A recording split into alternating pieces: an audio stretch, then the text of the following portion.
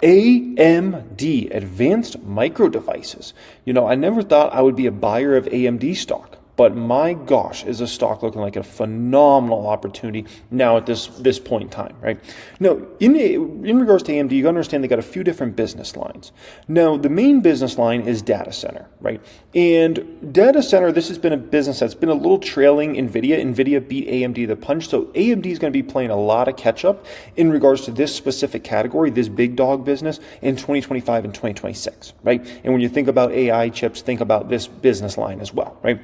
Now, this business is still already taking off, 122% growth year over year in their latest quarter they reported. But keep in mind, the growth rates are going to get much, much bigger on an absolute number basis in 2025 and 2026 than what they are today. Keep in mind, these numbers they're putting up for data center revenue right now, these are small numbers compared to what they'll likely be putting up 2 years from now. Okay, so keep that in mind. Great growth rate, but a long way to go. Client revenue should continue to climb as well. Now, they have two very weak businesses right now. One is gaming. That's down 69% year over year. Disaster, right? Embedded down 25% year over year. Those businesses are in a horrible spot in the short term. But keep in mind, likely in 2025, these two business lines are going to turn to being positives. So right now, they're huge drags on the business, right? And that's why the company only grew revenue 18% year over year. But in 2025, these businesses are likely to go from massive drags on the business to actually tailwinds behind the business. So keep that in mind. It's very, very important to keep that in mind, right?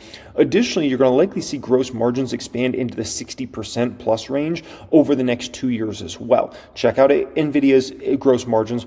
I don't think AMD is going to get to that level of gross margins, but they're going to get a lot higher than where they're at right now, which is around 50%. They're going to likely be 60% plus 2 years out from now, right? Now, there's kind of, people don't really understand AMD versus NVIDIA. And they see all these companies using NVIDIA chips and buying every NVIDIA chip as far as all the GPUs they can get their hands on, all the AI chips they can get their hands on from NVIDIA, right? And the big companies like the Googles and the Microsofts, right? And Meta and Amazon, all those sorts of companies. And they see AMD, and they're like, well, if these companies are all buying chips from NVIDIA, then that means they're not going to buy chips from AMD. False. Not true. Listen, all those same companies are all going to be buying chips from AMD left and right over the next 5-10 years, right? Google, Oracle, Microsoft, Meta, all those sorts of companies. AMD is going to be better in some applications and for certain reasons on the tech side versus NVIDIA. Keep that in mind. Additionally, these massive companies do not just want NVIDIA to win. If NVIDIA is the only one that wins in the AI chip market over time, that's going to put that's going to put those companies into a situation where they're just going to have to pay through the nose for any NVIDIA chips they want. You got to keep two great companies very healthy in this market. Additionally, AMD's got a great workforce there, and there's going to be a lot of different applications that are better suited for AMD than NVIDIA, right? And so keep in mind, there's plenty to go around in regards to NVIDIA and AMD. This is not just one company wins and the other company loses. That's not the way it works. That's not the way it's ever worked in regards to these two companies, right? And actually, it's important for NVIDIA, believe it or not, it's important that for NVIDIA, AMD wins as well. Because if AMD doesn't win as well, guess what? Government's coming down on them. They're going to say they have monopoly practices and all those sorts of things. We already know the DOJ is looking at NVIDIA, right? And so this is very important for NVIDIA that AMD also wins. And there's plenty of money to go around. So keep in mind, AMD is going to be playing a lot of catch up over this next few years. Now, let me take you into some bullish and bearish scenarios I have for AMD, and you'll realize why, in my opinion, the stock has so much upside and why it actually makes sense to enter a position here at AMD, right? Check this out. This is my bull case, running it through 1000xstocks.com. This is my bull case I have for AMD. I have them growing an average of 30% revenue in my bullish scenario and 40% net income. Now, let me also explain to anybody that's newer to the market, like maybe your first year, why do I run a bull case, bear case, base case around the stock? The reason being is you've got to account for several different scenarios to potentially play out to really understand what the risk reward is looking like for that stock. You can't just assume everything's going to be perfect, because if that's all you're assuming, then you're set up for some potential real downside there, right? Now, 30% on average revenue growth, 40% on average net income growth. That puts them at net income margins of 15%-ish around 2028, right? Which is not very high keep in mind, NVIDIA's been putting up net income margins recently of like 50% plus. It's been ridiculous, right? Now, if they're growing 30% top line, 40% bottom line, semiconductor company like AMD, probably come in between a 50 and a 70 PE ratio, which puts the compound annual growth rate on the low end of about 25%, on the high end of about 36% in my bullish scenario. That is very, very attractive. Now, my base case is just a fancy way of saying this is what I think AMD is going to actually do. Like, if you have to put my numbers down, here's what I think they're going to do. Here's what I think they're going to do on average over the coming years. I think they're going to do an average of 25% revenue growth per year from 2025 to 2028. I think they're going to do an average of 35% net income growth per year from 2025 to 2028, right? Now, if you're growing 25% top line, 35% bottom line, 45 to a 65 PE is pretty fair, somewhere in there, right? Which gives you a compound annual growth rate on the low end of 18%, on the high end of 29%. It's a very attractive base case. Anytime we can be talking about a compound annual growth rate around a 20% type number, that's very, very, very, very, very good, especially for a company that's got a great management team that AMD has, a special workforce like AMD has, and a great balance sheet like AMD has. Very attractive, okay? Now, here's a bear case I have for AMD, and this is what's really amazing. In my bear scenario, I had them growing revenue only 20% per year, 2025 through 2028. That would be a very bad number. And I mean, very bad number, especially considering AMD's got a couple business lines that are likely going to turn positive in 2025, a couple lower businesses, right? And the AI revenue, that's really going to play catch up in 2025, 2026. So if they only grew revenue 20% a year, very bearish. I mean, very bearish, okay? Net income growth of 30% in this scenario, right? Now, if they're growing 20% top line, 30% bottom line, you're going to pay somewhere between probably a 35 and a 45 PE. And that still gives me a compound annual growth rate on the low end of 7% and on the high end, 13% over the next 4 years. That's very attractive for a bear case. Many times when I run a bear case for a stock, my compound annual growth rate is negative. It's not even in the positives, right? So if I can, even in a bear scenario, still make money in the stock over the next 4 years, I like that a lot, okay? A lot. Now, here's something else very interesting, right? Analysts basically have next year earnings per share growth. They're thinking around 200%, major catch up in earnings per share growth in 2025 for the company. And they have revenue growth of, 27, 28%. So I wanted to do, because usually when I run my numbers, I do kind of an average of what I expect to be over the coming years. But for this scenario, I wanted to run non-average, right? So here's what we got. Let's say they do what analysts think they're going to do revenue-wise, 27% growth in 2025. And let's say they're going to do what analysts think they're going to do as far as net income, 207% next year, right? And then let's say it has growth slowing each year over the coming years. So down to 24% revenue growth there, 21% in 2027, and 17% revenue growth in 2028, right?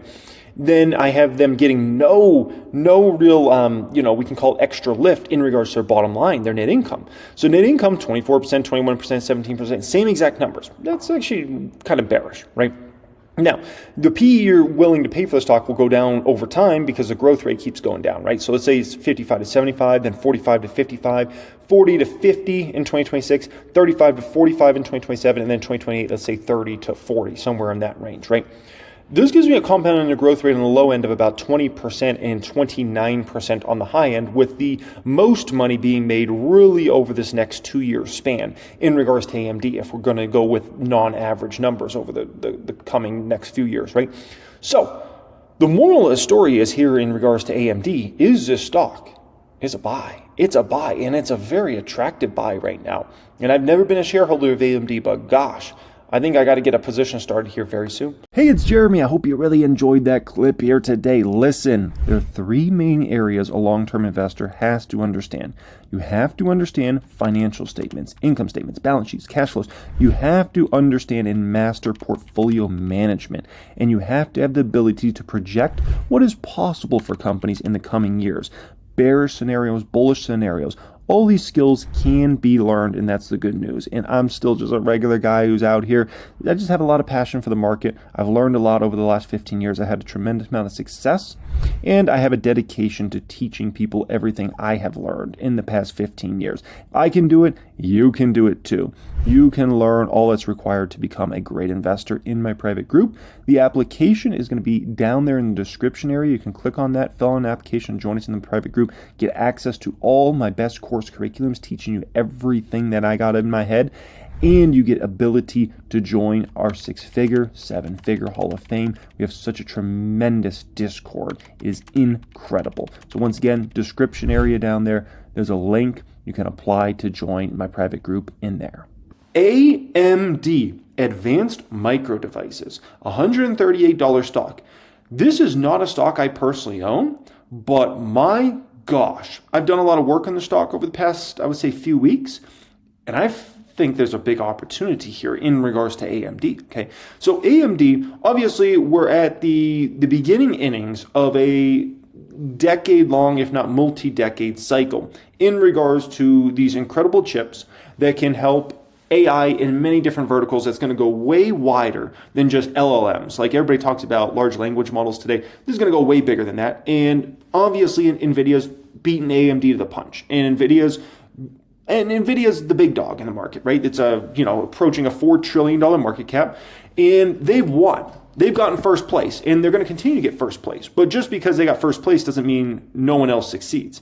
AMD is a number 2 player in this market, and I think they're going to carve out a phenomenal market, and they're going to play a lot of catch up over this next few years. And so you're going to see a much bigger revenue acceleration likely in AMD over the next few years, and bottom line increase in regards to that percentage as well than NVIDIA. Okay, so when we look at AMD, forward P 27, 2-year forward P, which honestly analyst estimates are probably way too low on that 2-year. We're probably trading way under 20 right now. But even if we went with analyst estimates, 23.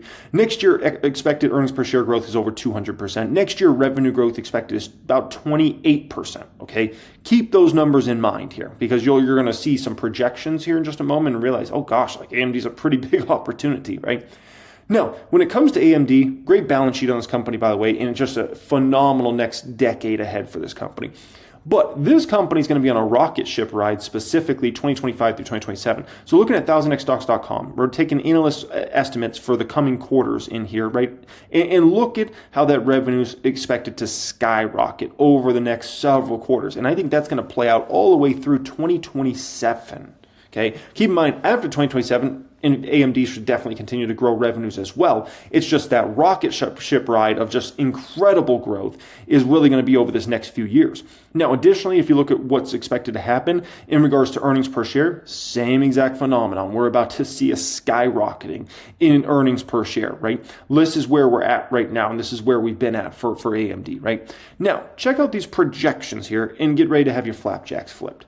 So, next year, 27% revenue growth roughly expected by analysts. They're probably doing 30% plus, by the way, but I'm not going to go there. We're just going to run 27%. And analysts are at over 200% growth in the bottom line for next year. So I did that, okay? Then after that, I just went with a 20% top line and a 20% bottom line. Now, those numbers are probably pretty conservative regarding AMD for this next many years, okay? Probably very conservative. So I went conservative across the board. I went under analyst estimates on both those, and honestly, this is pretty sleepy numbers for AMD from 2026 to 2028.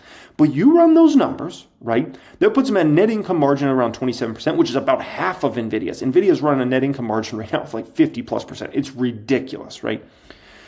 If we run this company, if they're growing top line, top 20% on average a year, and bottom line 20% on average a year, 35 to 45, easy P ratio to command if you're a company that's growing 20% top and bottom line. Cake, okay? Check out the return profile of AMD. We're talking about a compounding annual growth rate on the low end of 24%, high end of 32% for AMD.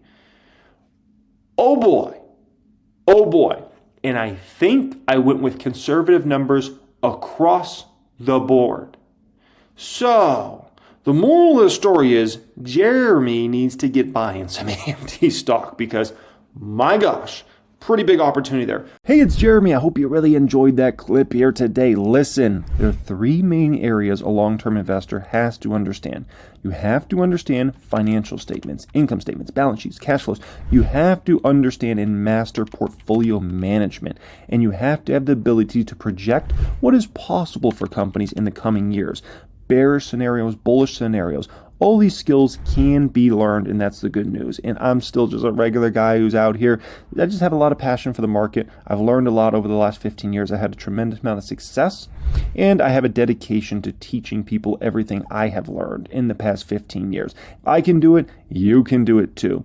You can learn all that's required to become a great investor in my private group. The application is going to be down there in the description area. You can click on that, fill out an application, join us in the private group, get access to all my best course curriculums, teaching you everything that I got in my head. And you get ability to join our six-figure, seven-figure Hall of Fame. We have such a tremendous Discord. It is incredible. So once again, description area down there, there's a link. You can apply to join my private group in there. All right, let's get into Palantir. Time high today after announcing it will transfer its listing from the New York Stock Exchange to the NASDAQ on November 26th. The company also expects that it will meet the eligibility requirements for the NASDAQ 100. Today's 11% pop also rockets it past Vistra Energy, making it the best performer in the S&P 500 so far this year. NVIDIA's now all the way down at number 3. But this is a huge jump after lots of huge jumps, particularly after its last earnings report. Yeah, believe it or not, I actually nibbled a little bit more today to a position I've been long, and I can't justify the valuation at all. It's probably 35 times sales. It trades probably 2 times. Brent Hill, I'm looking at his note here. He says it trades 2 times what CrowdStrike trades at. So in terms of a multiple, in terms of a sales multiple. So I think it's a combination of the success they have going here. We're talking about, 3, maybe 4, maybe even 5 successive quarters where they've shown pretty incredible growth. That's part of the story here. Part of it also is truly where they seem to have the inside track on some of the choicest contracts in the world. And I do mean the government contracts. And I do mean the sense is that these are also some of the smartest guys in the room. So I hate the multiple. I've been longing the name for some time. I actually traded out of it a little bit after second quarter earnings and lamented every bit of that. And have been trying to get myself back to where I was. Yeah, well, they're getting 2 index boosts, right? Because it was added to the S&P 500 in September and now to the NASDAQ 100. So there's a little bit of just the technical aspect of the run, Julie, but there's also the huge fundamental government contracts to mention, huge, but also the unrelenting demand for AI, which is what Alex Karp, the CEO, has talked about. I mean, that's a big part of this. Yeah, I think that's the narrative around that for everyone who missed out on NVIDIA. Everyone is looking for the opportunities around AI that have been overlooked. And this no longer is one of those plays. I would argue that there are probably plays that are better for AI than this. But what I think is, in the note that, Tim was referencing is in this valuation embedded is that this company can grow for several years at 40%, which is an acceleration from where it is right now, and still hold a 12 times sales multiple, which is high. That's a lot of good news that's priced in there. And so it's hard to feel confident saying, yeah, I would recommend stepping into this right now.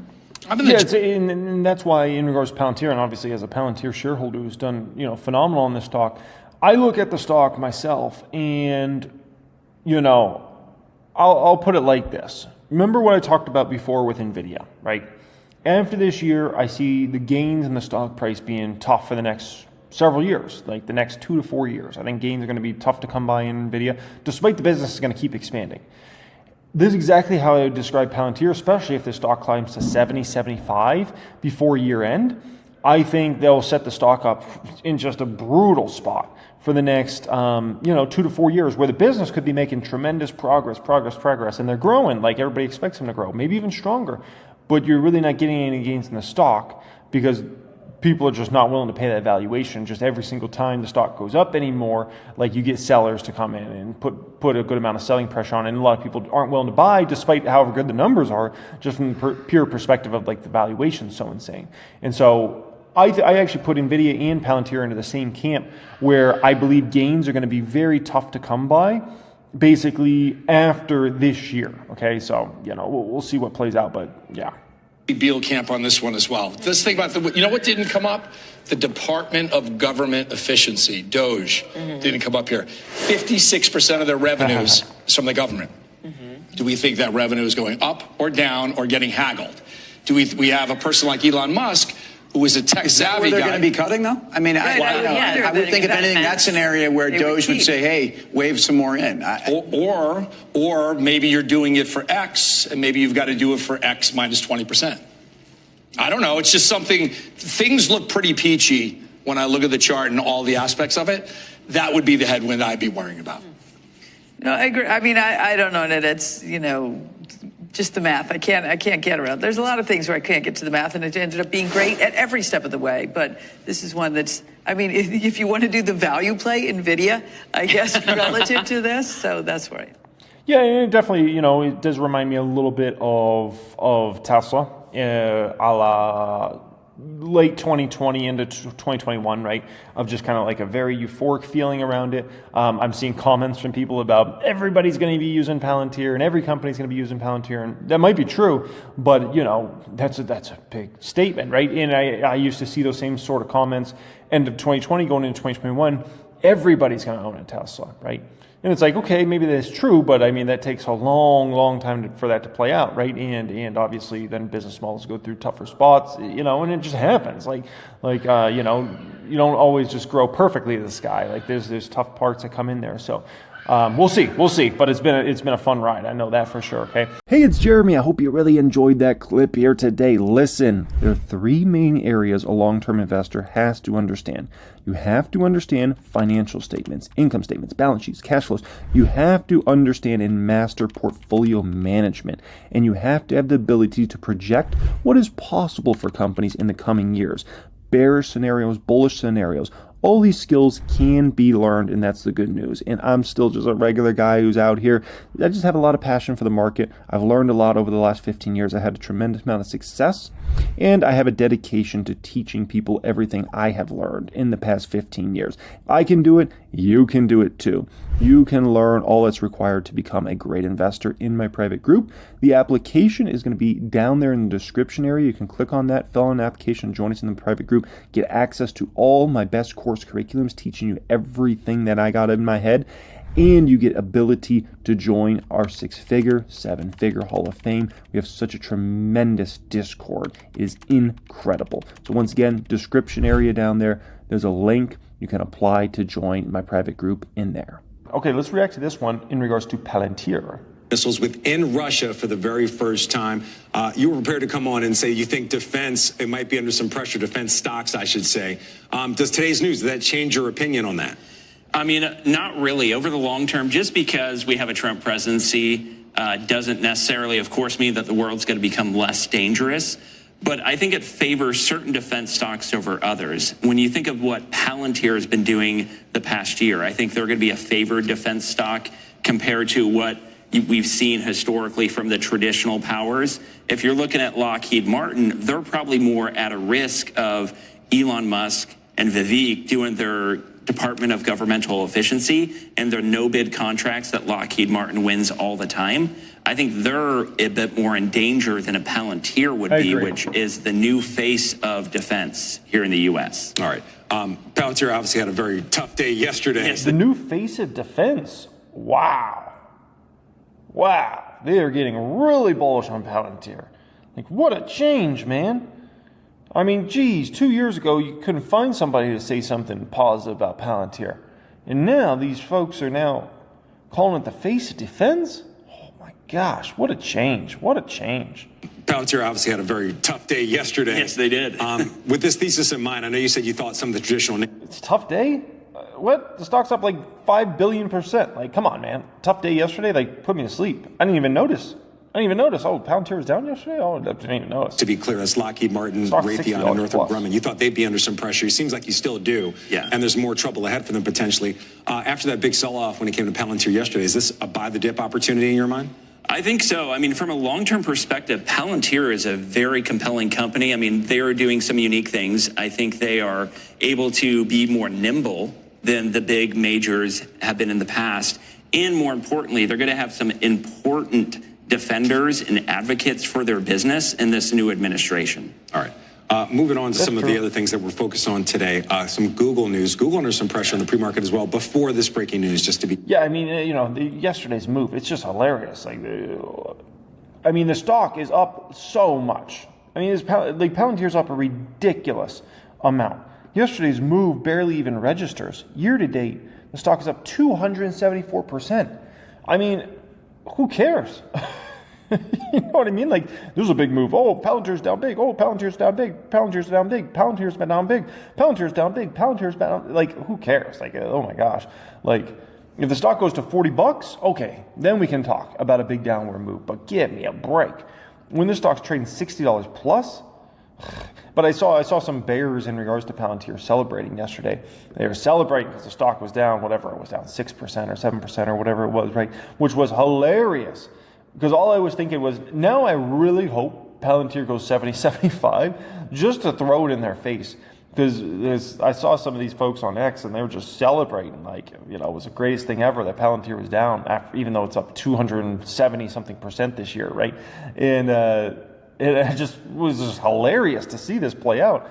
I'm like, it reminds me of like when stocks are going down and you got a stock down like 60% and then it goes up like 5% and people are like jumping for joy, like, oh, the stock's up. It's the same thing with these bears. It's like one down day and they're celebrating, popping bottles, and it's like, dude, the stock's up like 200 something percent this year. Like, give me a break. So anyways, guys, appreciate you joining me as always. Thanks so much for being here. Thank you for being subscribed to the channel. Additionally, if you want access to the Black Friday deal we have coming November 29th for 1000xstocks.com, click the pinned comment down there. You can fill out this form, put your name, email, or phone number, and we'll send over that deal. It's going to be a one-day sale on Black Friday. Additionally, if you're looking to apply, join my private stock group, get access to all my course curriculums and all that good stuff, that will be the second pinned comment down there. Much love and have a great day.